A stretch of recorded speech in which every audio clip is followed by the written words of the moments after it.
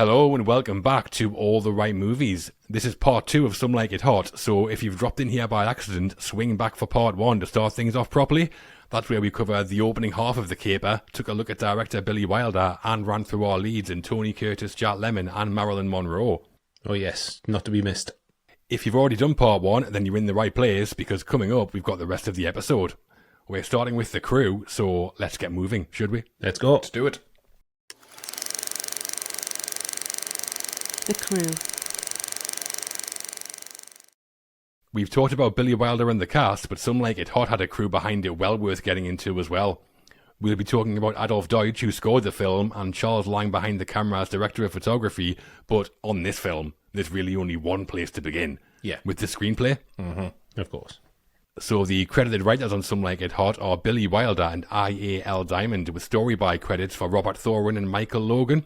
We've covered Wilder's career already, 40 credits as a screenwriter to this point, and I.A.L. Diamond was the writing name of Itzhak Dominici, a Romanian screenwriter, and this was his 17th feature credit and second collaboration with Wilder. Yeah. It would be the start of a beautiful friendship, wouldn't it, Matt? It certainly would. So how's the writing on Some Like It Hot? I think this is just a great example of working out the plot first and then adding the jokes, because everything about this is watertight. Yeah. The fact that Jerry and Joe are dressed as women, apart from the first reveal, that's never actually played for laughs, because that would just be a cheap, easy, lazy gag. All the jokes just build on that. It's not the fact they're dressed up as women that's funny. It's the fact that they're both lusting after other women at the same time. And then another man is lusting after Jerry. That's where the humour comes from. And it comes from trying to keep this pretense up until it gets to the point where Joe can't pretend anymore, but Jerry would actually happily keep on pretending to get what he wants. So they're going two different directions, which is great. And there's this tremendous logic to everything, which ties everything together and creates momentum. The fact that Jerry and Joe are skint means they're struggling anyway, let alone when they witness murder, which means it's understandable that they would take desperate measures to flee. And then there's the really smart decision that Spats doesn't know where they've gone, which means when they join the band, we don't have to keep cutting back to Spats in pursuit, because that would puncture the comic tension. So it just keeps building instead. Yeah. But then when he does arrive on the scene, we're brought right back down to the life and death peril, which kick-started the whole thing. The whole thing is just so wonderfully circular.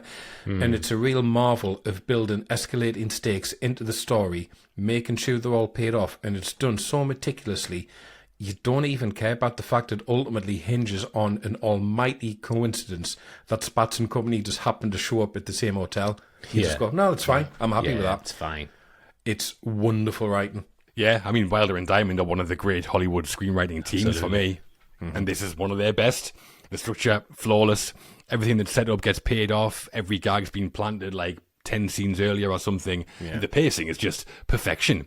It seems to constantly accelerate through the whole film, but it's done so like fluidly that you barely even notice.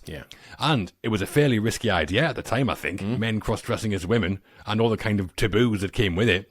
But it's done so well and skillfully that that's not a problem either. It never feels like, look, Tony Curtis in a dress, isn't that funny? Exactly. It's never that. No, it's not. And I think it's really impressive that side of it hasn't aged badly as well, decades later. But then, like a lot of great comedies, you kind of said it, Matt, but if you take away all the jokes, you still have a good story. With the whole on the run from the mob thing, the audience is laughing, but there's still a tension there underneath it and a bit of a desire to know how it's all going to play out in the end. And that's one of the differences between this and the like dozens of other 50s farce comedies that have been long forgotten, I think. But obviously this is a comedy, and that's what it's known for. And I think it's a masterclass in kind of across-the-board broad comedy writing, because you've got the physical stuff of like Jack Lemmon frolicking about on the beach, like we mentioned. That's something for all the family kind of stuff. But then there's loads of innuendo and double entendres for the grown-ups, and there's also a load of gangster movie parody stuff in there as well. So different types of comedy, but it all feels pretty effortless in how it comes together, which I know it wasn't, but as long as it feels that way, that's the most important thing. And it does build to one of the great closing lines in movies, which we'll get to. But the whole script, I think, is just a total lesson in pacing. It absolutely is. Payoff, and I'd put it up against anything else in the genre. Wilder and Diamond at the top of their game, so all-time stuff. Yeah, it really is. It's an all-time, and narratively, I mean, it doesn't get better. I think the dialogue really sings, and it sings in a way that most comedies of the era really just can't manage. I particularly love Curtis's wordplay on the train when Jerry starts going on about being in a pastry shop, and he says, "There's no butter, no pastry, we're on a diet." Yeah. That's great. That's a line doing about 5 different jobs. It's funny, it's in character, it advances the plot, it tells you exactly where this is all heading. And then he's straight back at it a few moments later when Jerry's head is turned by all that talk of the rhythm section, and he's being called honey by Sugar as well. Joe takes the steps down from the bunk and he tells him, make sure that the honey stays in the hive, there'll be no buzzing tonight. Same idea, just Joe reminding both of them and us that the whole con collapses the second either of them stops behaving.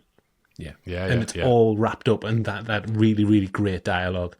And we've mentioned it, but it's just stuffed with setup and payoff, the emergency brake on the train, that recurring business with the type O blood. Nothing is thrown away. Everything gets called back at the precise moment that you've stopped thinking about it, which you don't really see much of in comedy. It's really disciplined writing. If I do have an issue with it, it's on the train, Daphne and Josephine get earmarked by Sweet Sue as trouble. And Mr. Beanstalk says he's going to keep his eye on them. Great. Lovely bit of pressure. And then those characters more or less kind of vanish in the second act onwards when they get to Miami. Yeah, true. They do, yeah. That threat never really lands, and I think the film misses just a slight beat there. But that is me being hypercritical. Yeah. What I do think it handles well, as much as it possibly could in 1959, is Daphne and Josephine constantly getting touched up simply because they're in dresses. Yeah. Osgood's the prime suspect. We've talked about that fiend. Yeah. Very handsy. Yeah. John, you mentioned the bellboy as well. That's the way I like him. Big and sassy. Twanging. Awful, that guy. Horrible, that guy. But that's a genuine comment on how men view women in those days, smuggled under a gag. I think it's an idea that Tootsie picked up and ran with a few decades later. Yeah. A film obviously influenced by this. Relevant theme still almost 100 years on from when this was set as well, which is remarkable. We're still talking about that kind of thing. So, magnificent writing, great narratively, great comedy. Just that tiny, tiny, tiny nitpick, which stops it being like one of the greatest ever screenplays for me.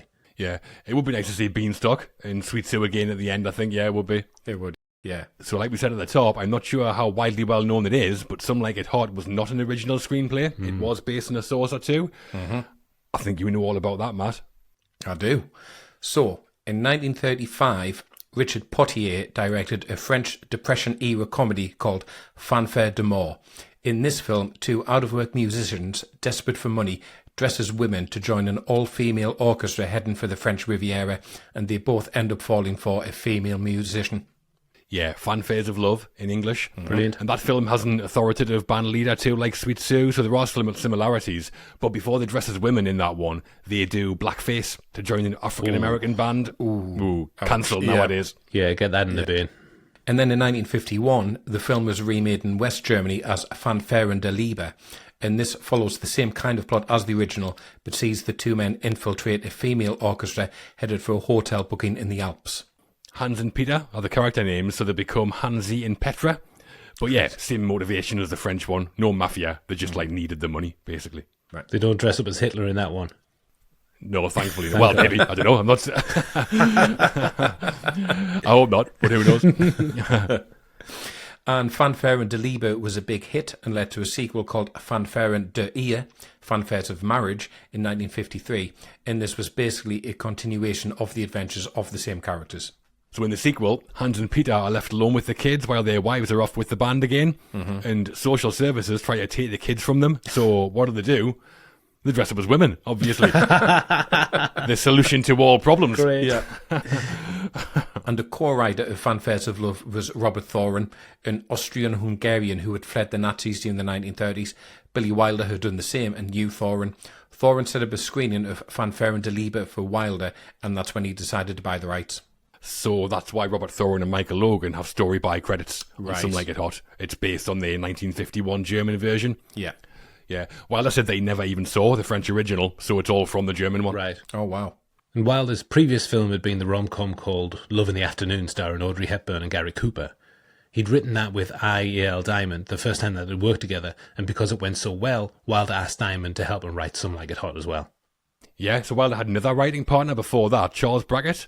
Okay. And they'd written Double Indemnity, Sunset Boulevard together. Brilliant. But when they split, creative differences, the classic, I think, Wilder and Diamond had the same agent, which is where that partnership started, I think. So turned out all right for them both, I think. And Wilder and Diamond spent a year working on the script. And Wilder later said that when they started, the thing they found most difficult was what he called the hammerlock of the story. He didn't think that money was good enough motivation. He wanted a stronger reason for Jerry and Joe to start dressing as women and not be able to reveal who they were. Diamond said that Wilde came up with the solution while he was driving, said that in 1929, having witnessed the Valentine's Day massacre and the disguise suddenly becomes life or death. Yeah, Diamond said that Billy got all his best ideas driving. It is a fantastic idea, I think. It is. And only Billy Wilder is taking that, putting it front and centre in a comedy and making it fit in like perfectly, I think.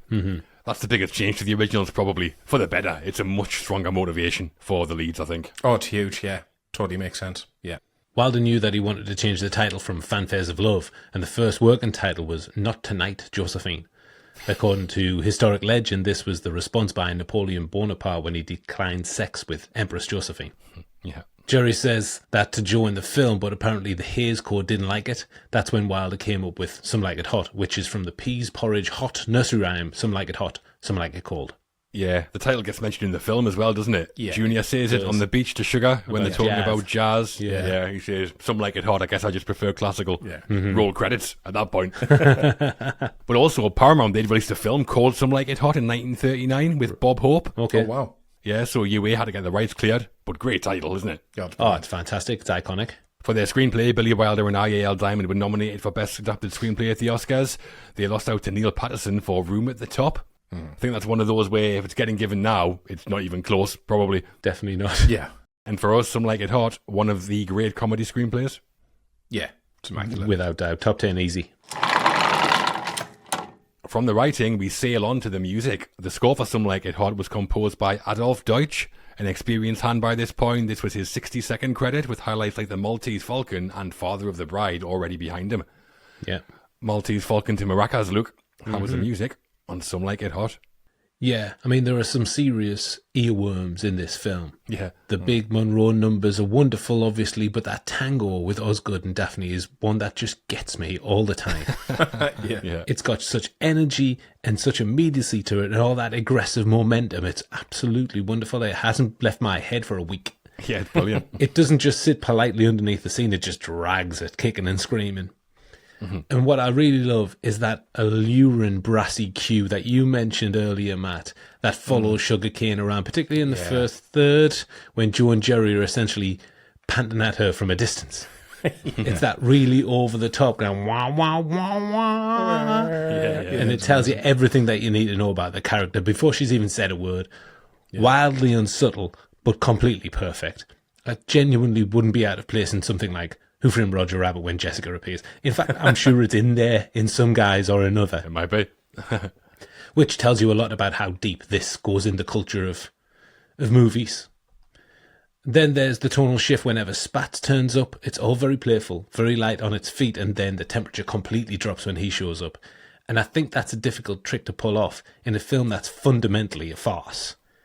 You need the audience to actually believe these men will gun people down in cold blood, and the music does a lot of that work for you, particularly when he's introduced when he arrives in Miami and it's the shot of the ground and then the Spats come in. Oh, yeah. And then there's like that doom-laden score. It's great. Yeah.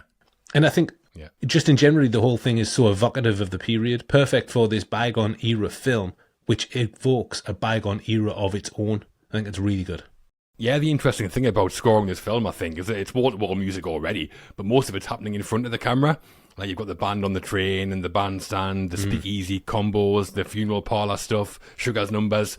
So Deutsch's job here isn't to lay down some big, continuous musical narrative as much as it's to, like, elevate the comedy and then bridge between all those on-screen songs and then supply a bit of drama or tension where it's needed as well. And where he's clever, because he's so experienced probably, is that he also knows when to kind of just get out the way as well. And what works great is how he builds the whole thing around this like late 1920s jazz theme. So the score and the songs do feel like they're part of the same world. And then whenever Spats and his gangsters turn up, you mentioned it, Luke, we get those sharp, brassy stabs that carry a bit of threat without breaking those jazz rules you set up. So Adolph Deutsch is doing the same kind of tone matching that Wilder and Diamond are doing in the writing, making sure the laughs and the conflict work together. And his arrangements of the period songs are all brilliant. We talked about Running Wild, I Want to Be Loved by You, and they're great. But he also does a new arrangement of Sweet Georgia Brown, the jazz standard, which is on the score, non-diegetically. And that's fantastic. Sounds like it's come straight off a Louis Armstrong record from the 20s or something. It's brilliant. So, not like a big whistle-along score or anything. It's more reserved than that, I think. But it does serve the film, it sells the period, and it lets Wilder move between the different tones easily, like he wants to. So I think Adolph Deutsch does a really good job. Exactly what Wilder would have hired him for. Yeah, old hand. He knew what he was doing. He'd done it years and years in the past. Yeah, very similar. It is like a lot of soundtracks when we talk about this era. It's not about being big and expansive and whole suites of music. It's the subtle moments which are there to emphasize particular emotions or tones. As we're saying, it's dramatic when Joe and Jerry in the lift with Spats and his men ramps up the tension. It's quietly sad and melancholic when Joe's delivering the bad news to Sugar on the phone, and then you get the comic moments and it's much more upbeat. But more than anything, it's the songs. I mean, I Want to Be Loved by You, we've mentioned, I'm Through with Love. These are really iconic songs, and for a film that isn't really a musical by any definition, those musical moments are still real standouts. They're still really memorable. They're part of the film. A lot of that is obviously Marilyn Monroe performing them, but they are great, and I don't think anyone would really remember anything about this soundtrack if it wasn't for those Monroe performances bringing those songs to life. Yeah, they're the standouts for sure, I think, We've mentioned it. We hear Marilyn sing 3 songs in the film: Running Wild on the train, I Want to Be Loved by You at the hotel, I'm Through with Love near the end when Sugar thinks everything's falling apart. But she also recorded a vocal of the title song, Some Like It Hot, and a version of Sweet Georgia Brown, like you mentioned, John. Those tracks are on a later soundtrack release from the mid-70s. Yeah, they're interesting to listen to because it gives you a kind of alternate Marilyn soundtrack to the movie. I do think she's really good in all those musical scenes that she has. She's great. There's a definite Gilda Rita Hayworth influence in there, I think. It seems like that's got that kind of feel. Yeah, I agree. There was no Oscar recognition for Adolph Deutsch on Some Like It Hot. Wilder liked it though. He hired Deutsch again to score The Apartment in 1960. And for us, a very well judged bit of period jazz work. It's great. Yes. Yeah, really good. From the music to the camera and the cinematographer on Some Like It Hot was Charles Lang. This was his 116th film. Wow. And he's already racked up 11 Oscar nominations, winning one for A Farewell to Arms in 1932. Incredible. Lots of experience here then, Luke. How does Some Like It Hot look? 117th time the charm? Oh, it does look perfect. And particularly Marilyn Monroe. I mean, we've talked about it. We'll talk about it again. I love the framing of her. Lang and Wilder both know exactly what they've got on their hands, and they make the absolute most of every scene that she's in. She's almost always in tight close-up, almost always in a wanna, isolated from everyone around her. The film stops and looks at her, and it's completely unashamed about doing that. And I'm fine with that. Yeah. That's good. And considering the time, I think it's usually a fairly static camera setup. That's not a huge amount of invention going on in terms of movement. But what I really like is that Lang is happy just to hold, and I've mentioned it at the top, on a shot purely for comic effect. Near the end, when the mob are chasing our boys around the hotel, the camera's locked off, and that's precisely what makes it funny. Joe and Jerry burst out the door, being chased, and then they reappear through another door. Yeah. And because we're not cutting about, you're watching this whole silly geography of it play out in front of you. Cut that up, and I think you kill the comedy. Yeah, definitely. It's great. And Lang, I think he's got a knack of capturing scenes that just play out from top to bottom in one shot. When Joe and Jerry leave the club at the start, round the back, one shot of the pair of them shimmying down the ladders, clambering over the roof of a car. No cuts, no cheating. It makes the whole thing genuinely exciting rather than just functional. It's a really, really great shot, that. And it's one of a number in the film. And considering the restrictions of the era, I think the cinematography is quite striking. Wonderful close-ups of the film's prize asset, next to wide shots of action playing out with multiple marks being hit all over the place and masterful blocking. These things go unnoticed. But honestly, if Lang had pointed the camera at a wall for 2 hours and Monroe had walked past once, it'd still be in the BFI. It probably would be, yeah. Camera does love her. I mean, with Billy Wilder, like we said, I always think he sees himself first as a writer and then a director. Yes. Most of his work goes into what's on the page, and then he wants that to be shot basically as he's written it. So I do think it's quite a restrained DP job mostly. Not that much camera movement. We get the tracking shot following Sugar along the station platform, those whip pan transitions we talked about, or like an upward tilt to give Spats some threat maybe. But mostly it seems to be filmed, like you've said, Luke, in static, locked off shots. Yeah. The engagement's kind of on the page. And if it's not, I think Wilder wants it coming from the actors, not the camera operator. But there is a big key visual job here, and that is photographing Marilyn Monroe. Ooh. It is totally obvious that Wilder wants her jumping off the screen. Yeah. And Lang does that. The lighting's so soft. She seems to like glow in all of her scenes. She definitely does. She's an angel. Yeah, when she sings I Want to Be Loved By You, it looks like she's been lit from the inside out. Like light bulbs inside her or something. It's mad. She kind of reminds me of Snow White in the Disney animation. Nice. Yeah. But mostly it is the kind of cinematography that doesn't shout or draw attention to itself. It might even get overlooked because of that. Because making something look this effortless in black and white while turning your leading lady into like Galadriel is surely really hard. So understated DP work, but excellent, I think, for me. Yeah, I agree. Yeah, it's subtle to the point of being overlooked because it's a comedy. It's not a film noir. It's not a horror from the 50s where the cinematography would be much more notable in use of shadow, etc. But having said that, it's still very important because it helps give the film pace. I think a potential pitfall for any comedy is it can look flat and static because of the genre, but this doesn't. I mean, that scene we talked about at the beginning, the musical agency scene, doesn't call attention to itself, but it's the way the camera pulls back along the corridor following Joe and Jerry. It's not spectacular, but it's just a bit of movement. It gives it a bit of pace. Yeah. The train carriage scene, the way the camera is so tightly crammed up against everyone makes it funny. So it's about pace. Yeah, it is. It's about the tightness. It's about knowing to introduce Daphne and Josephine from the legs up. That's your joke for the introduction. And then it moves on. So all subtle, but very clever and crucially, very funny, which isn't a word you necessarily associate with cinematography. Yeah, definitely. Yeah, Charles Lang had already worked with Wilder several times before Some Like It Hot. Their first collaboration was A Foreign Affair in 1948, and he'd shot Sabrina with Wilder in 1954. He ended his career with a total of 18, count them up, 18 Oscar nominations, which is the joint highest ever for a DP with Lon Shamley. Wow, he knew what he was doing then. Incredible. Yeah, he hadn't shot everything for Wilder, but I wonder if it was Sabrina that made Wilder get him in here, because he's lighting Audrey Hepburn. Yes. Another female icon, and she looks incredible in that as well. She does. And then Marilyn here, so maybe that's why he knew he could do that kind of thing. And Wilder made the choice early on to shoot the film in black and white, as he thought black and white better reflected the 1929 Prohibition-era period setting. But there was also a screen test of Curtis and Lemon dressed as Josephine and Daphne that didn't go well. Their makeup was so thick it turned green on screen, so they thought black and white would tone down their appearance. That screen test, Wilder is quoted as saying that Curtis and Lemon looked unacceptably grotesque. Wicked Witch of the West by the sounds of it. Yeah. Not just grotesque. Unacceptably so. Yeah. The worst kind of grotesque.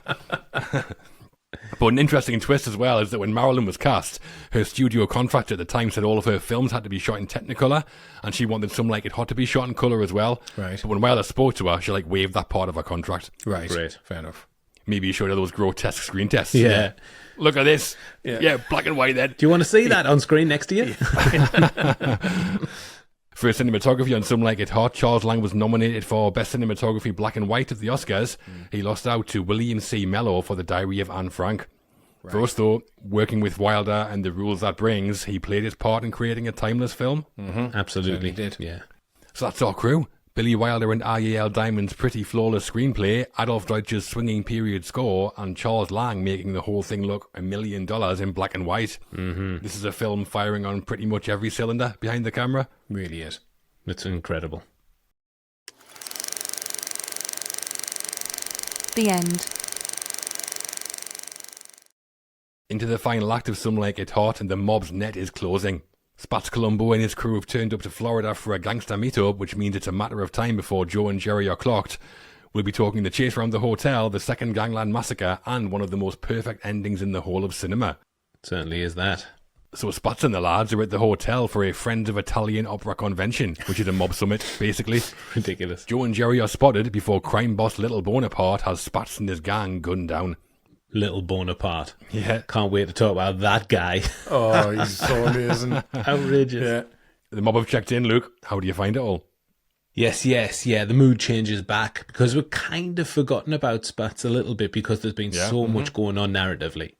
But now he's back, he's with his goon squad, going to another convention that is a front for the mob. This time it's the Friends of the Italian Opera. And this scene really is good at showing the hierarchy with the establishment. Back in Chicago, Spats was top dog, but now he's being ordered around by this wise guy flicking his coin and being stripped of all of his hardware. Yeah. So he's going in there naked. And that's a great setup to what's going to happen later as well when he gets gunned down. They don't have any artillery themselves. They certainly don't have that Tommy gun 4-iron that was stuck in the golf club. Ludicrous. Golf bag. Bullets in the golf trousers. Yeah. Ridiculous. And then in the reception, the copper Mulligan shows up out of nowhere. He heard the opera lovers were having a rally, so he showed up in case any of them decided to sing. Razor sharp dialogue. Yeah. As is what follows when he asked Spats what he was doing on St. Valentine's Day. Me, I was at Rigoletto. What's his first name? Where's he live? And that's an opera, you ignoramus. It's great. And the writing just gets better and better for them there when Josephine and Daphne show up and the omelette is about to hit the fan. They find themselves in the elevator with Spats and his goon, who are just slobbering all over the girls. And it's a really threatening situation. The walls are closing in. Time is running out on Jerry and Joe from here on out. And my line from the top, I don't mean to be forward, but Ian, I had the pleasure of meeting you two broads before. Just slobbering all over them. What hotel room are you in, sweetheart? That's horrible. Yeah, this is the moment where Wilder kind of snaps the trap shut on Josephine and Daphne. I love how casually he does it, because the whole Friends of Italian Opera thing, the bad guys just turn up from nowhere. Biggest coincidence ever. Yeah. I usually can't stand coincidences in storytelling, especially this late on. Yeah. But here, I don't mind it for some reason. I'll buy it. Yeah. Yeah, I think Wilder has built up a lot of leeway by this point. Yeah, I think so.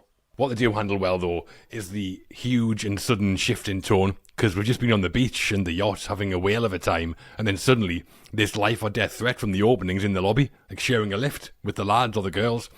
And structurally, it's just so tight, because it brings all the plot threads together at the same time. Oh, it's wonderful. Yeah. All at once, Joe has to get rid of the junior pseudonym, Jerry has to get himself out of an engagement, and both of them have to get out the hotel alive. So it becomes like a comedy thriller for a few scenes, which is a bit of a niche genre, but really clever way of pulling the story threads together to lead into a finale. I think it's all written really well. Yeah. And then in amongst all this madness, you get the scene where Joe has grown a bit and he needs to call Sugar, tell her as Junior that he's leaving. And this scene is such a great counterpoint to that earlier scene on the yacht. It balances it out because you realise Joe does have genuine feelings for Sugar and he doesn't just want to abandon her without a word. I mean, granted, he's still pretending to be Junior, still hasn't told her the truth. But like Jerry says, he usually leaves him with a kick in the teeth. So, there is some personal growth here. But it's also a scene that proves Monroe was more than a pretty face because she acts this scene absolutely beautifully. There's such a naivety to Sugar that could be irritating in the wrong hands, like when she's talking about the dream that she had. But in Monroe's hands, it's just completely beguiling. I mean, it's heartbreaking how she's trying to put a brave face on this bad news. And, she tries to dress it up. She's learned from him about finance, investment. She's going to invest in Venezuelan oil. But, her voice cracks when she says that very subtly. But when she talks about Venezuelan oil, her voice just cracks a bit. This scene, in amongst everything, like I say, it's yet another example of how this film can just switch tones at the drop of a hat and every single one works. Yeah, I mean, it is a really small scene, but I like it as well. I think plot-wise and dialogue-wise, it's one of the most poignant scenes in the film because I feel bad for Sugar. Yeah. Even though Joe's excuses are terrible. Do oil magnates have arranged marriages? Surely not. No. Not in Venezuela. But then visually, Joe's making this call as Junior, but dressed as Josephine. So it's like this huge visual gag around this real gut punch for Sugar. But the real purpose of it, I think, is that it tells us that for all of his scheming and planning, that Joe has fallen for Sugar, and that development then powers the ending of the film, really. Yeah. And we talked earlier about some of the problems Wilder had filming certain scenes with Marilyn Monroe, and this telephone call was equally problematic. Monroe had such difficulty remembering her lines that eventually Wilder wrote them on a blackboard placed just out of shot. Marlon Brando. Yeah, exactly. I've looked at this, and you might be able to see her eyes flicking left and right as she's reading the board. Oh, okay. You might be able to, but I might be imagining it. I'm not sure. Yeah. Have a look if anyone's interested. Yeah. So the mob are in the house or the hotel, and Joe's trying to slip away. The pressure's on, so should we get into the ensuing chaos? Yep. Let's go. Let's dive in. The mob clock Daphne and Josephine for who they really are, and a chase breaks out around the hotel, through corridors, under banquet tables, the lot, and the convention itself ends in a familiar way. Another massacre as Spats gets his comeuppance. It's bedlam, Luke. How do you find it all? Oh, I mean, it's comedy basics. Jerry and Joe running for their lives, completely played for laughs. Starts with them being seen by Spats as goons. Maybe those dames ain't dames. Great. And the bullet holes in the base confirm their suspicion and they're off. A great payoff, as you mentioned earlier, Matt. Yeah. They wouldn't be caught dead in Chicago, so we'll finish the job off here. Dialogue. Sizzling. Yeah. It's another great payoff as well to a setup from earlier. That bellboy that we hate. Yeah. He does have a role to play here because he's wheeling that old guy into his room. Josephine obviously sweet talks him into getting a hold of that wheelchair, and now they've got a cover. Yeah. If only they had different shoes, because Jerry's still got high heels on in a bellboy uniform. Hilarious. These two running around, causing mayhem downstairs. It really reminds me, very niche, but it really reminds me of a Morecambe Wise film called The Intelligence Men from 1965. Right. Oh, yeah. They must have been inspired by Lemon and Curtis, who were backed into a corner and now hiding from a mob under the dinner table. I mean, that's just Morecambe and Wise through and through. Yeah. Or it's Lemon and Curtis and Morecambe and Wise have taken from, which I can't believe they didn't, because it's carbon copy. The comedy circumstances they find themselves in are just incredibly well written. The writing makes it seem almost impossible for them to get out alive until a believable story beat hits and they make a run for it. The writing team don't make it easy on themselves to get out of situations, and I really love that, and that's evident in this thing. Yeah, this is where it goes back to like screwball farce. And what I notice every time is how slippery that hotel floor seems to be. Yeah, Everyone's sliding all over the place like an ice rink. But it all gives the chase this like slapstick sort of energy, bodies flying everywhere. I think we kind of need it as a release after the tension that's been built with the mob in the lift and stuff like that. But again, what works is that Wilder has this huge comedy beat around some real heart, because while this is going on, Sugar's up there singing "I'm Through With Love." Yeah. Took the break up well, straight to the stage, pouring her heart out. Yeah. But that's like this beautiful, mournful song against all this funny mayhem in the background, and that humour with emotion underneath it is kind of some like a hot in a nutshell, I think. Yeah, it's great balance. So slowly, Wilder is tying off all the plot ends, and how is he going to deal with Spats and his men? Because obviously, Joe and Jerry can't take care of them, and all the police aren't going to deal with them. So enter Little Bonaparte. What a character this guy is, just to bring in at the last minute. It's been 10 years since I elected myself president of this organisation. And if I say so myself, you made the right choice. Just brilliant. He's amazing, this guy. Sepp Blatter. But what's great is no one laughs at him. It's literally just applaud this guy. Whatever he says, just applaud. We're not going to treat anything as a joke in case he's serious. And when he goes, in the last fiscal year, we made $112 million before taxes. Only we ain't pay no taxes. Just fantastic comic dialogue here. It's great. Yeah, I mean, he comes along and he nearly steals the film in with one scene at the end. And it's amazing for this comic masterpiece. It is bookended with two brutal massacres, and it does ramp up the tension from Spats refusing to stand to honour the guys he killed to the guy hiding in the cake, so we know before Spats what's going to happen, so that's great. In Bonaparte, though, he's playing the whole thing out like a fiddle. I mean, he is getting angry, but then he always brings himself back down. Like when he talks about the murders, that wasn't very good for public relations. Spats guys. Man, these impressions are incredible. I really worked on it for this one. They're really important. And I just love how Spats guys are so dumb. Like Spats is like, my birthday isn't for another 4 months. And they just completely ignore that. And they're just joining in the sing-along, singing happy birthday. They're all singing along. Yeah. It's just the balance of the scene of the comedy, the drama, and just one of the great one-scene performances for me here.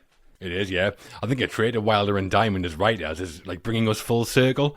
They do it in the apartment where we end up where we started, like on Bud's couch. Yeah. And then here we open with the St. Valentine's Day massacre, and now we close with Spats and his men getting gunned down, which is some nice poetic justice, I think. Yeah. And it's outrageous. Joe and Jerry just hiding under the table, crawling through everyone's legs like a cartoon. And the hitman popping out of a giant cake to do it. Yeah. Johnny Paradise, the hitman's called. Great gangster name, that. Ah, it's great. Yeah. It's kind of grim and sort of gleeful at the same time, which is more impressive, like welding of tones. But the gangster movie homages are flying right to the end, and this feels like one last big send-up of the gangster genre before Wilder like clears the board to get on with the ending and the romance at the end of the film. Just a little note on Little Bonaparte here. I mean, he is. I mean, he's just not. He's just making it too obvious how pissed off he is with Spats before he pulls him back. Some people say he's gotten a little too big for his own Spats, but I say he's a man who'll go far. And when he's singing, but he's a jolly good fell, pointing right in his face. Hilarious. It's pretty obvious what's coming, isn't it? Yeah. And there's some final nods to gangster classic films in the banquet massacre scene. John, you mentioned the moment that Spats threatens a henchman with half a grapefruit is a reference to The Public Enemy 1931. I mean, that's no threat. In that film, Jimmy Cagney slams one into May Clark's face, which, is hilarious. And the head of the mob gang is called Little Bonaparte. This is a nod to Little Caesar, a gangster classic from 1931 starring Edward G. Robinson. Wilder wanted Robinson to play Little Bonaparte, but he said no, so Nehemiah Persoff was cast instead. And he's channeling Benito Mussolini, I think, Persoff. Very much. Yeah. But there's some reports that Robinson was cast or in advanced talks and then pulled out, and Wilder was furious because he'd already cast Edward G. Robinson's son as Johnny Paradise. Yeah. That's his son. Oh, right, well. Yeah. And Edward G. Robinson's son's name is also Edward G. Robinson. Yeah, it's really confusing in the credits. Give him a different initial, at least. Right. So the mob are dealt with and the chase is run, but we're not done just yet. It's the last getaway and one of the most famous final scenes in cinema. Our four lovebirds head off in Osgood's speedboat. Joe and Chuck are canoodling in the back seat while Jerry reveals all to Osgood. One of the most famous film endings there is, look. Yeah, I mean, iconic doesn't do this moment justice at all. One of the greatest final lines in cinema, and it's two sides of the same coin on this little speedboat. Joe in the back with Sugar, happy as Larry. She hasn't got a yacht or her glasses or a millionaire. She's got another sleazy sax player. Turns out she ain't too bright. Great. Full circle. And then in the front, I mean, what can you say? Daphne trying everything to get out of this situation, and Osgood will not budge. No. We can have it altered. I forgive you. We can adopt some. But it's Lemon's physical performance. Jerry backed into a corner. He's come clean, slams his wig down, slaps Osgood on the shoulder. I'm a man. And then when he said, well, nobody's perfect. And it's Lemon's like reaction. Like he's almost like mumbling to himself. Like, what have I got to do to get out of this? Yeah. Yeah. It's pretty much perfect. I think it is. I mean, one of the most iconic final scenes there is. And what's great is how simple it is. Because it's a couple of people in a speedboat, simple two-shot, like classic coverage. You can clearly see it's shot against a rear projected background. Yeah. So on paper, should it work? Maybe not. But to say it does is obviously an understatement. And it's because, as we've been seeing all the way through, the writing and the performances are just so good that you're not looking at the backdrop, how simple it is. You're kind of hanging on every line and every word. I wonder as well, I don't know, but I do wonder if this idea was there from the start, that Wilder and Diamond knew. We don't know where it's going to be set or how we're going to get there, but the final scene will be one or both of them tearing off the wig and finally saying, I'm a man. Yeah. That feels like an idea that was there really early on. Yeah. But the main thing is that it's funny. Like all of Jerry's excuses for why they can't get married one by one, all of them are really good reasons. Yeah. And Osgood doesn't give a monkeys about any of it. It's great. No. I think it's a final like full stop on a film with the end coming up. Yeah. It's about as good as it gets. Yeah, it really is. I just love Osgood in this scene so much. I mean, he's been waiting for Daphne very patiently. And he's Daphne, two of her bandmates, clearly desperately trying to get out of there. And he's absolutely fine, doesn't ask a single question. Bridesmaids, flower girls, yeah, that's fine, I can roll with this. And it just ties up the relationships beautifully. I mean, it is that little twist of Hollywood romance rather than realism that Joe finally confesses to Sugar who he really is, but she doesn't care. She still wants him just as much. But I think that works because of how Wilder and Diamond have got to see her and the two performances you buy it. And then the other one, which can't end like that, so how do you end it? And as you're saying, it's the bona fide stuff of Hollywood legend. Jerry trying to think of every excuse under the sun. I smoke all the time. I don't care. Like, at no point did Jerry think, maybe start with the fact that he's a man in woman's clothing. I mean, Osgood's just seen Joe take his wig off, so it shouldn't come as a surprise. But no, he leaves it to the end. Well, nobody's perfect. And I'm the same as you, Luke. For me, it's the look on Jerry's face. Like, Yeah. so I guess we all get married now. Is like that's the kind of thing that's going through his head. Like, what do I do now? What am I supposed to say? Just it's amazing. Gonna wear Osgood's mother's dress as well. Yeah. Yeah. How old's his mother? I know. Osgood's got to be 70 if he's a day. Yeah, but that famous closing line, nobody's perfect. It's one of the most famous in Hollywood, but it was never meant to be in the film. When Wilder and Diamond wrote the script, Diamond added the line as a placeholder, and they intended to replace it later on. Wilder said that they spent a week coming up with ideas, but couldn't think of anything better, so it made it into the film. And at the premiere, it got one of the biggest laughs he'd ever heard in a theatre. Unsurprising. Amazing. Yeah, of course it did. It came so easy that maybe just didn't see how good it was, Yeah, possibly. yeah, probably. Yeah. Yeah. But like I say, I think what they're most interested in as well is Jerry's final line, I'm a man, and they knew they needed something after that, and they just stumble upon this like all-time classic, which is brilliant. Yeah. Also, the epitaph on Billy Wilder's gravestone, it says, I'm a writer, but nobody's perfect. Yeah. Love that. Brilliant. But in the shooting script, the stage direction has Osgood breaking into a smile after telling Jerry nobody's perfect. Joe Brown doesn't do that. Also, the screenplay ends with a note. But that's another story, and we're not quite sure the public is ready for it. Probably not. Yeah. So Osgood was meant to smile, which I think would imply that he knew Daphne was a man, Yeah. which I think is a bit more ambiguous whether he does or not at the minute. Yeah. Well, before we sign off on the film, we've got another Patreon question. It's a well-timed one because it's about closing lines. So Andrew's here. Hello, Andrew. Hello, Andrew. And he says, the final line is one of the most famous and quoted in film history, and it's the exchange between the two that makes it so good. What are your favourite closing lines of dialogue? I realise Casablanca is required, so I'll just assume that's up there. Yes, it is. Fair enough. Yeah. Then Andrew says, keep up the good work, fellas, which is nice. Okay, thanks, Andrew. Yeah. Thank you, Andrew. We will do. What do you think, Luke? Good closing lines in films? Yeah, we've been doing the podcast so long. I think we've been asked a similar question in the past or variations on it. And I think I went with, if this is their ideal Christmas, I got to be here for New Year's, Argyle, Die Hard. Oh, yeah. Classic. But obviously you've got like the home runs, like The Apartment, Shut Up and Deal. Yeah. And you've got It's a Wonderful Life, you know, Casablanca, as Andrew had mentioned. I'm going to go with 7. Ernest Hemingway once wrote, the world is a fine place and worth fighting for. I agree with the second part. The line which Fincher didn't want, I think it's got really powerful punch. It's massive. And it ends on a sweetly sour note. I love it, yeah.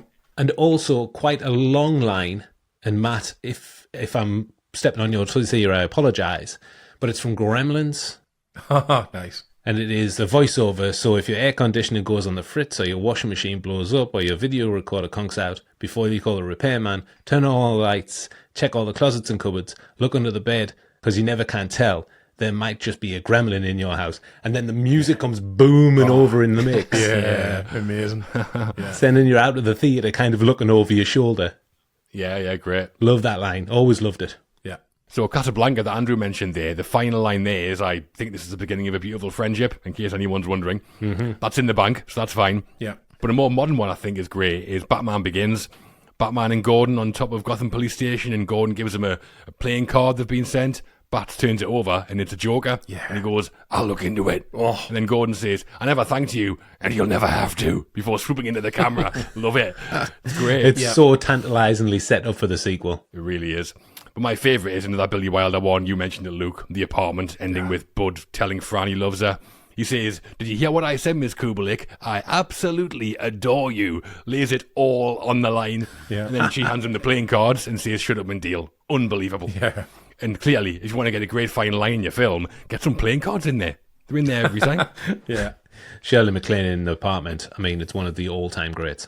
Love her. Oh, She's both great. She's incredible. Yeah. Let's do that next time. Yeah, definitely. Love to.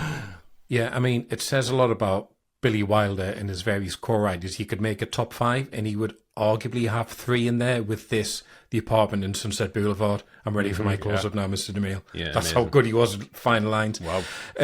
Ones that I'll mention, though, forget it, Jake, it's Chinatown. Of course. I mean, that is just so unbelievably bleak and despairing and devoid of any kind of hope or closure. You know, he's been through that whole film for nothing. I'm going to mention Casino Royale, actually, because I think that's really clever, because for a line of dialogue you get in every other Bond film, that's such a cliche and such a throwaway, for that one to end on Bond, James Bond. You're like, oh, that's amazing. It's like the first time you've heard it, and it gets you just revved up for the next one. Yeah, it's great. And the last one for me, just one of my very, very favourite films, The Thing, McCready, Childs, in the burning remnants of the base, neither of them know who's human. Why don't we just wait here for a little while? See what happens. Oh, Dun dun. dun dun. Amazing. Dun dun. Yeah, great bass as well, yeah. And that takes us right to the end. The mob are dealt with, Joe and Sugar are together, and Jerry and Osgood, well, anything could happen. A pretty satisfying ending that ties everything up for us. Beautifully done. One of the most, yeah. Reception and awards. So that's the story Some Like It Hot tells, and the story of how it got made. It opened in cinemas in March 1959, so how did it actually do? Well, Matt the Stat's been shaking his maracas over the numbers all week. Yes, I have. That's not a euphemism. No, definitely not. He literally has maracas. Yeah, I do, yeah. So, Matt, take it away. Yep, so production budget was $2.9 million, and on that, Some Like It Hot grossed around $14 million on its initial run, and $25 million over its lifetime, making it one of the biggest hits of 1959. At the Oscars, it picked up 6 nominations and won 1. Ori Kelly took Best Costume Design, Black and White, and the 5 it lost were Best Actor for Jack Lemmon, Best Director for Billy Wilder, Best Adapted Screenplay for Wilder and Diamond, Best Cinematography for Charles Lang, and Best Art Direction for Ted Hayworth and Edward G. Boyle, beaten mostly, as we've been saying, by Ben-Hur and The Diary of Anne Frank. Ben-Hur was a juggernaut, wasn't it? It was huge. Yeah. Still is. Yeah. No way this was beating it in 1960. No. Imagine how furious Heston would have been. Yeah. Stormed the stage like John Wayne. Yeah. Beaten by a fella dressed as a woman. He would have been furious. He really would. Jack Lemmon wrote that the preview of the film didn't go down too well with audiences. A lot walking out on account of men dressed as women. The studio had a meeting with Wilder and told him that he should cut and reshoot to make it more palatable, and when Lemmon asked him what they'd be changing, Wilder said, "Why? Nothing."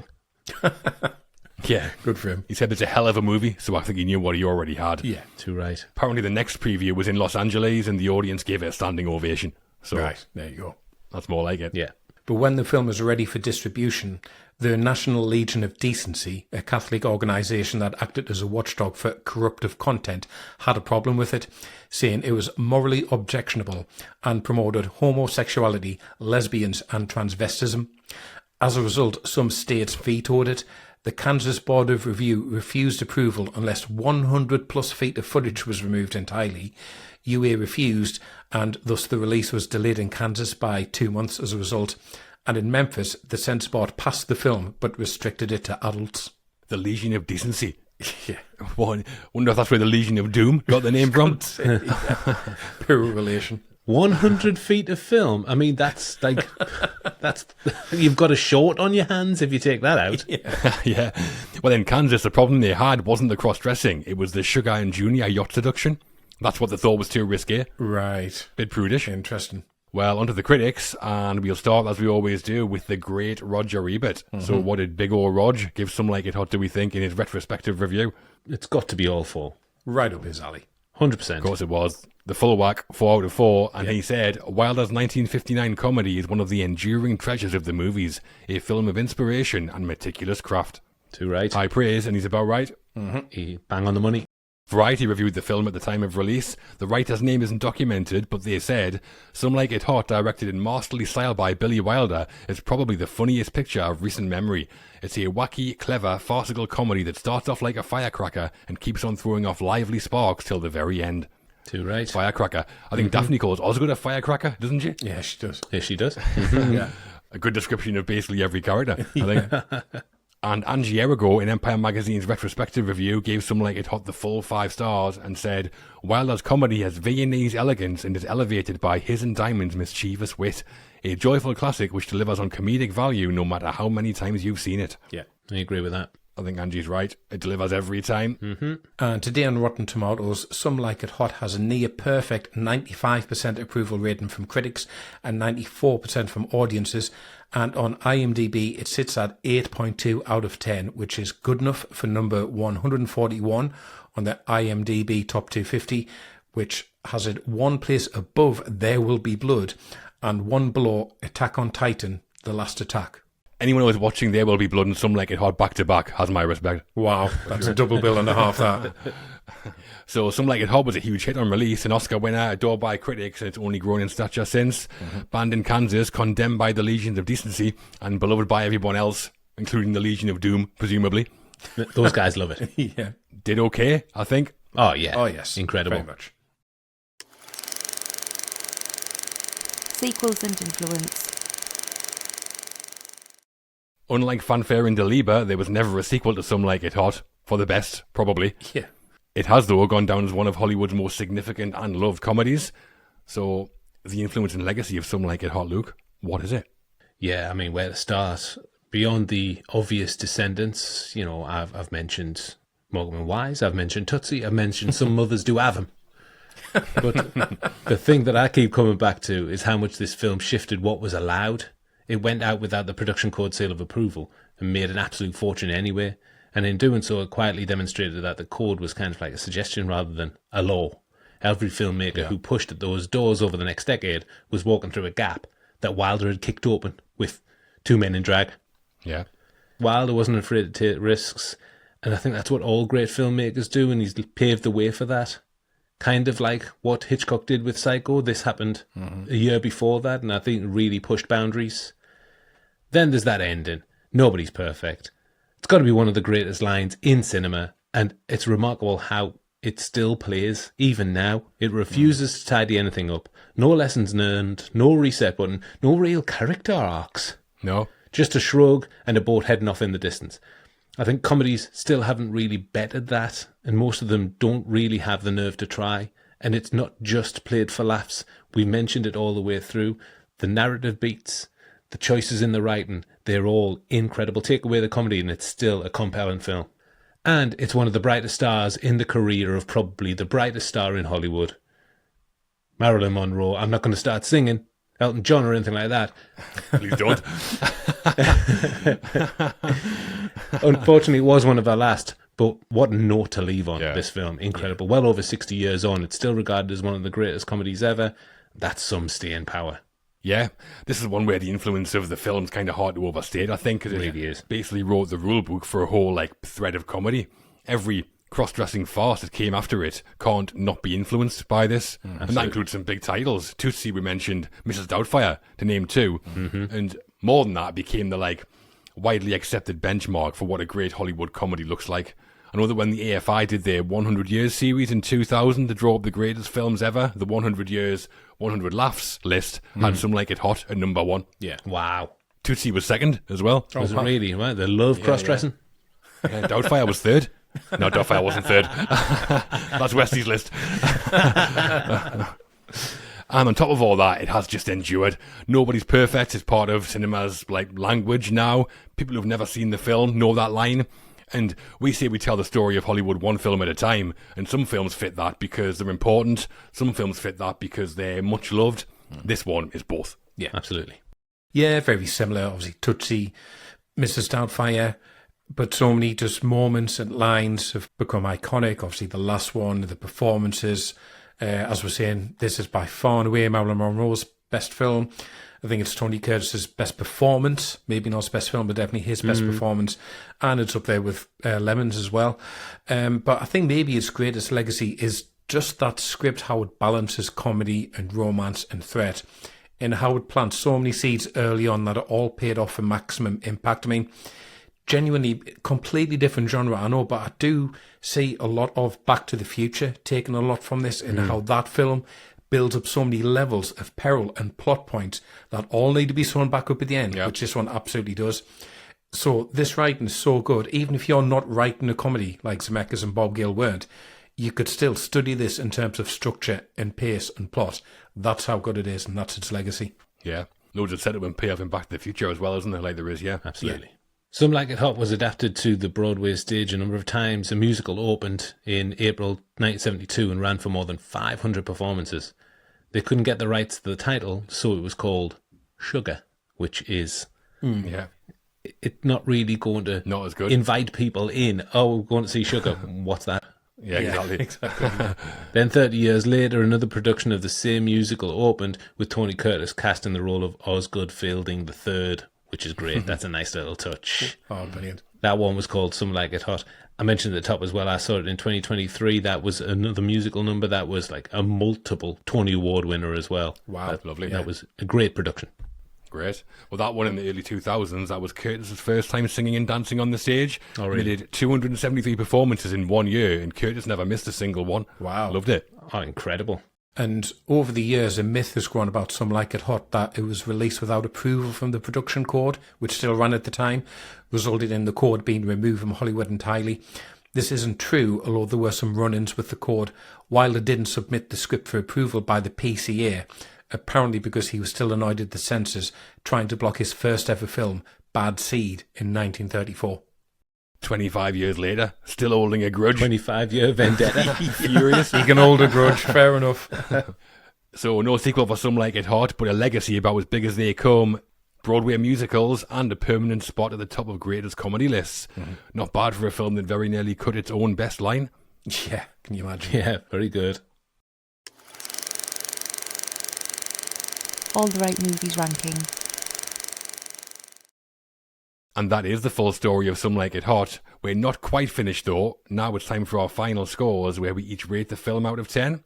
Matt, this one was your pick, so you can kick us off. Your summary and score for Some Like It Hot, please. Well, I first watched this probably early 20s, and I didn't necessarily fall in love with it straight away, but that's because I came in with this mindset of going, oh yeah, it's that film where they dress up as women, and they're in a band with Marilyn Monroe, and I just thought, yeah, fine, I expect that's quite dated now. It's so much more than that, though. That's just the jumping off point. That's the least funny thing about the film, really. You get one good laugh at the reveal at the train station, and that's it. And then the rest of it is this comic masterpiece about secret identities and hidden truths and sexual tension rippling through the whole thing, with wonderful lines of dialogue. You know, one I haven't mentioned, but when Sugar says she comes from a musical family, my mother was a piano teacher, my father was a conductor. Where did he conduct? On the Baltimore and Ohio. Took me so long to realise she meant a train conductor. And that's just an amazing joke when you do realise. Yeah. And as funny as it has just the right amount of peril sprinkled on top to keep that plot motoring along.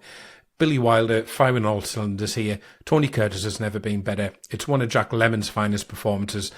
Marilyn Monroe might have drove everyone up the wall with her behaviour, but for us as the audience, she is worth every second of it. I have come to really love this film over the years. Yes, there are moments that are a little too modernised, but it is still one of the funniest of all time, and it is a 10 from me. Ooh, what was that? My view, as I've said all the way through, was that this is about as good as Hollywood comedy gets. It starts with Billy Wilder juggling the screwball farce, a gangster thriller, and a romance, and keeping it all going, and directing the whole thing with this effortless kind of control that he's so good at. And the Wilder Diamond screenplay, that's one of the great examples of what it is. And the cast are flawless. Tony Curtis is great. Always loved Jack Lemmon. And Marilyn, whatever it costs to get her in front of the camera, however much stress it caused on the set, she repays you 100 times over. Yeah. She's like the soul of the film, I think. So it's a bit of a masterpiece in the writing, great direction, great performances, widely regarded as the funniest film ever made, and it is a film that I love. So there's only one score it can get from me. Nobody's perfect, but Some Like It Hot is. It's 10 out of 10. There it is. Beautiful. And Luke, to bring us home, your summary and score, please. Yeah, I'm very similar to Matt in that I watched it first in my early 20s and I liked it, but I was kind of lukewarm on it, and it's grown on me throughout the years, and I'm at a point in my life where I don't think I've loved it as much as I have right now. And I think a lot of that is delving into it, watching it on multiple repeats for the podcast. But there's a load of things sizzling here. Marilyn, of course, Lemmon and his comedic virtuosity, Curtis pulling a hat-trick and going under the radar doing it. Yeah. And then you look at all the other cogs, the editing, music, cinematography, sets, costume. I mean, it's pretty much perfect. Yeah. Not quite perfect for me, though. I've got those niggles that I mentioned. And when we're looking at Wilder's career, very few films are better in general by anybody than The Apartment, Double Indemnity, and Sunset Boulevard. Yeah. Yeah. And this one just runs just slightly under those three for me. Fair enough. Right. So it's getting a 9.5 out of 10. Still a high score. Mm-hmm. We also put it out there to our ATRM patrons to see what they made of it. And for this one, it was nothing but love. Of course. No fuzzy end of the lollipop in sight. Yeah, I can imagine.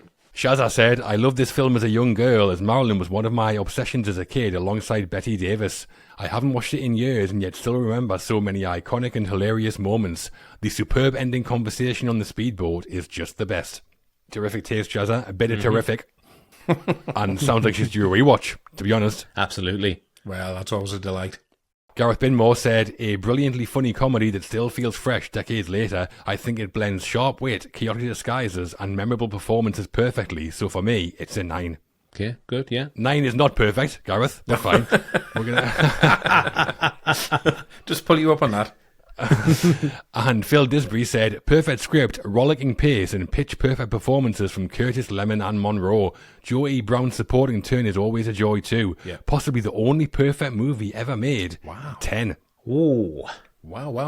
wow. Loads of perfect from Wowie. Phil. That word seems to come up a lot around this film. It does, yeah. It does, yeah. So a clean sweep of love from the patrons, and altogether they rated the film out of 10. What do you think it was? I'll go 9.5. I'm going to say 9.5. It was perfect again. 10 out of 10. Wow. The perfect 10. Amazing. Yeah. Beloved film. So in total, that gives Some Like It Hot 39.5 out of 40. Huge score. Huge. And we're done on Some Like It Hot. Hopefully it hasn't made you want to run off to Florida in a frock. Though, no judgment here if it has. I mean, it looks fun, to be fair. It does look great. Weather's nice. Exactly. Well, next time out, Luke, Matt and Westy are swapping the sleeper train for a Mini, aren't you? Oh, You're yeah. losing your memories, your passports, and probably your minds to talk Doug Liman, Matt Damon, and The Bourne Identity. Yeah, pens at the ready on that one. Yeah, definitely. Magazines at the ready. Roll up magazines. Yeah, can't wait for that. Well, in the meantime, to find out more about becoming an ATRM patron, supporting what we do, and getting access to our community and bonus episodes, double feature in the watch list, please visit patreon.com/alltherightmovies or click the subscribe link on Apple Podcasts, Spotify, or YouTube. Yes, please. You can also follow us across all the usual places. We're at ATRightMovies on X. You'll find us on YouTube at youtube.com/alltherightmovies. And we're at @all_the_right_movies on Instagram and Threads. We're also on Blue Sky, TikTok, Facebook group, and everything lives on the website, alltherightmovies.com. We're everywhere. Well, we're all off now to take off Cary Grant, see who's about on the beach, and learn the bass. Back to front, obviously. Come back for Bourne, and for now, thanks for listening, everyone. Thanks, guys. Thanks, everyone.